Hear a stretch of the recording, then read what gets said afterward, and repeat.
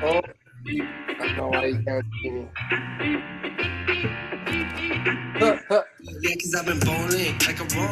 Welcome to another Three Aficionados. Here we are with the dynamite EMS paramedic man and his mustache and a plan.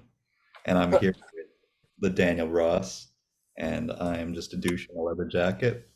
We're the Three Aficionados. We're going to talk about all things analog, cars, watches, all of the things that I waste my money on. And with that, let's pop it off. Oh yeah. Look at this. Time for some quality hydration. Ooh, what's that? That one is at least having a real drink. Fully nude. What is the new drink? This isn't a podcast, Peter. I know that we don't make these too often nowadays, but you're gonna have to actually use words. So this is a nude. It is a nude lime. It's pretty terrible, but I mean, I just ran into my fridge and grabbed the first thing I saw. So this is what we're drinking tonight. Okay. Good choice. Good choice. Afternoon or whatever time it is currently, but We're drinking choice. water because yeah. Daniel is high as a kite, and we're going for some pasta. well, shit. There you go. Yeah, get your mustache ready. That's right. That's right. Here I am Mustache visiting ready. my boy in Toronto and Right? growing his bed in Yamaka. That's right. That's right. We're doing it without me in it. Mm. That's right. I have been kicked out. Today No we're cuddles. Today we're going to talk about all the recent collections and the things to come, and it's going to be a quick one. But first, Peter's going to tell us what's on his wrist. He just came back from a shift of saving lives. Ooh, What did you use to save lives? I actually took it to work with me today. beauty. Yes, I don't do it very often. It's like once in a while thing. If I get in like a really gross situation, I usually throw it in my pocket. But yeah, I actually did take it. Again, it was- this is a podcast. Goddamn.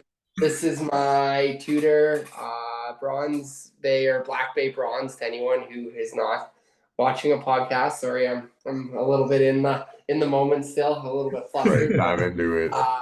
Yeah, I mean, if anyone's watched this podcast before, you've seen this watch. I mean, it's nothing new. It's been around since the beginning. But yeah, it's a fantastic watch. It's got the orange bezel with the brown dial, and yeah, it's a great watch for anyone who's seen it before. I recently got a couple new straps for it. By recently now, I mean it's not that recently. It's like 6 months ago, but recently for podcast times. But yeah, this is like with the new strap on it. It looks great. I like it. It's a good watch. Nice. You know, the thing I actually like about it, which is kind of crazy, is even though like it's a luxury watch and like it is a more expensive watch, I'm less concerned. Like I could put this on my wrist, and I'm less concerned about it than the Tissot, because if I hit this against something, nothing happens. Like this puts a hole in the wall, like a dent in a door. Like I've actually hit it against the doors before, and there's been like little pieces of wood stuck in the bezel.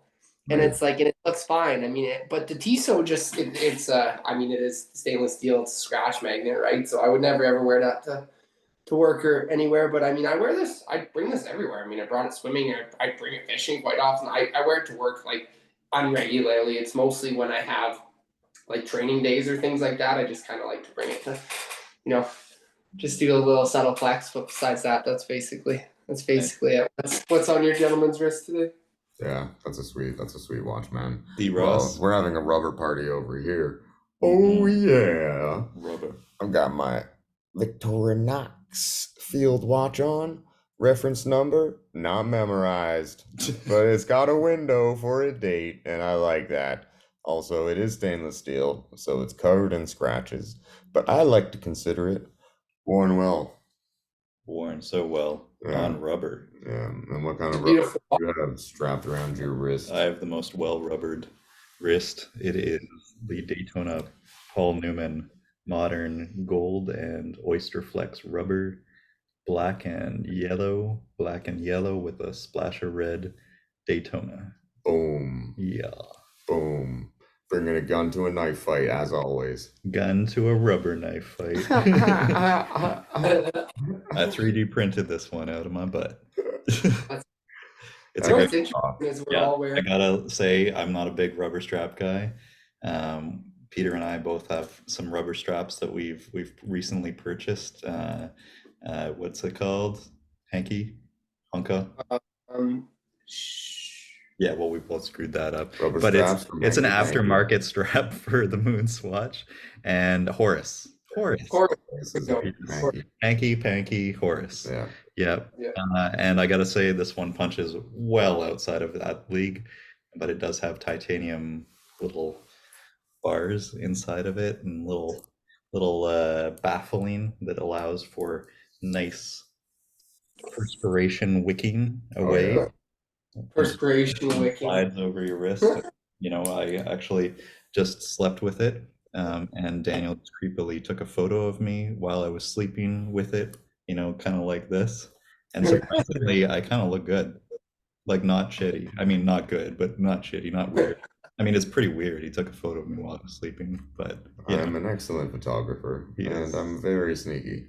it's That was good- a pretty badass photo, especially with just the watch just showing. Quite funny. Yeah, it's hilarious. Yeah, So I think we should move on we're to moving on. the 3 items that we're going to talk The about. three today. items before Three. I go and try to drive So- into Deux, trois. Italian food. Number one. What? Okay, never mind. I guess I'll Let be me see surprised. if I can share my goddamn This is screen. in the moment, Peter's real-time reactions. Things are getting real. Real. That's right, from Toronto to Calgary. Real. Doesn't get more real than this. And my last little flicks on picking it. Got a new GR Corolla Circuit Edition. Yep. Blow your head off. Blow your dick off. That's another interpretation. Yeah, so it's a GR Corolla Circuit Edition with the carbon fiber roof. See if I can share the other video of it.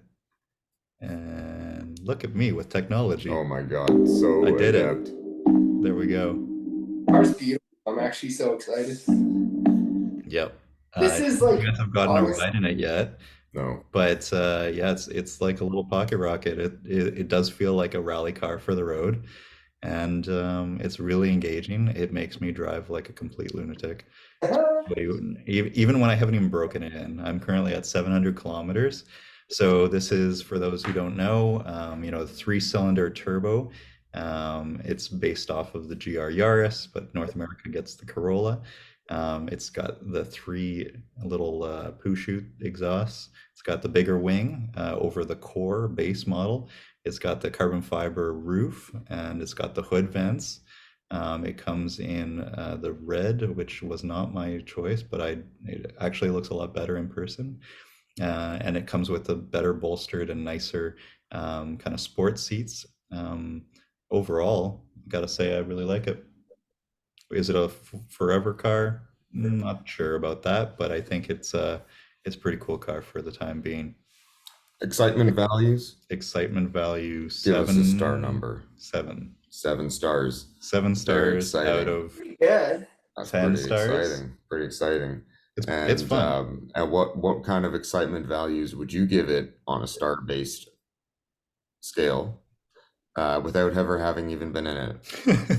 That's Thing I'm like, it would be. I honestly though, this excites me. Like the GR Corolla has excited me more than like most other vehicles. Like it excites me a lot more than the Civic car. And well, I'm like, you got to think like I'm like kind of like a truck, like kind of off-roady kind of person. Like Yeah. this is like, you know, middle meeting grounds kind of thing, and it's a Toyota. Like what more can you ask for? Like I think like for I don't know, I put it pretty solidly, probably I would say around like the not knowing it, like 6 to 7 mark. Yeah. Like pretty out solid. of 10, right? Like I think that's pretty solid. But I mean, we'll why see. you need to get a Land Cruiser, Peter. Yeah, 100%. Could Yeah, be Land the- Cruisers are sick. Honestly. They're fantastic. But Well, yeah, let's what about put it up against a few other heavy hitters that might be coming our way. Number 1. Let's see if I can pull this shit up. Yeah, I did it. Boom. 296 GTS Ferrari hybrid V6 crazy turbo Rosso I would- Corsa, back? upgraded wheels forged on beige leather race bucket seats. Yeah, so this is now spec'd out. I got an allocation. It is apparently 2025. Who the hell knows where I'll be garage-wise or life-wise by the time that comes around, but this is my theoretical spec and it will be locked in. So go ahead, criticize, feedback. It is pretty similar to my spec for my F430, which is Rosso Corsa on beige interior. I don't have race bucket seats, but I think it's pretty cool and pretty timeless. What do you guys think? Well, now we know that you have driven the 296 around the track. Not this model specifically, because this one has a roof that is removable and looks incredible. But you have driven the hardtop version. Mhm. So, how many excitement stars would you give it? Or stars of excitement? So I drove the GTS, which is what this spec will be on the street on the demo in hail, near hail, but it was like downpour, torrential, and it was really impressive. And then at the racetrack, I drove the regular 296 GTB coupe. I'd say definitely I would choose GTS over GTB, although I'm not usually a convertible guy. So I think this is the right model of the two for me. But yeah, I mean, I think this is a lot more exciting than a GR Corolla. That being said, it is a lot more expensive. So Well, it is a much bigger investment, but I think it looks pretty dope and it's timeless and beautiful. So I think for a short-term hit of cocaine, this is a lot. This is a lot of stars, oh but yeah. like it's a short-term hit of cocaine. It is not a long-term hit of, I don't know, Well, if cocaine's in the hydromorphone mix, content.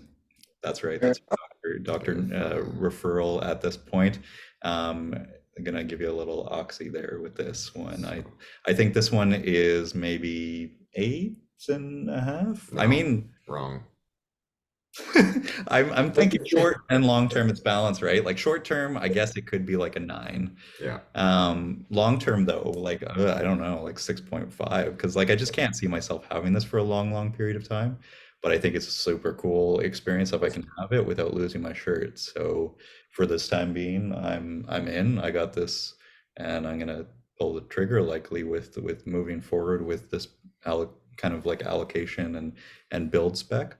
It'll Yeah. really depend on where I am in life when it goes to production and locking fully. But yeah, I think this is the overall thing. So we got Rosso Corsa, we got logo details, the Scuderia shields, we got the wheels that are forged in glossy technical gray. We got the calipers in red, just like my 430. The exhaust pipes black, and then it's got some carbon fiber trim in the interior, and then it's got some the racing seats. And yeah, I think it's pretty cool. This is, as This we is have great. agreed, 11 out of 10 11. in excitement. So we Okay. have just agreed on that. What do you think, Peter? I got no criticism. The spec's incredible. I Yeah. think it's.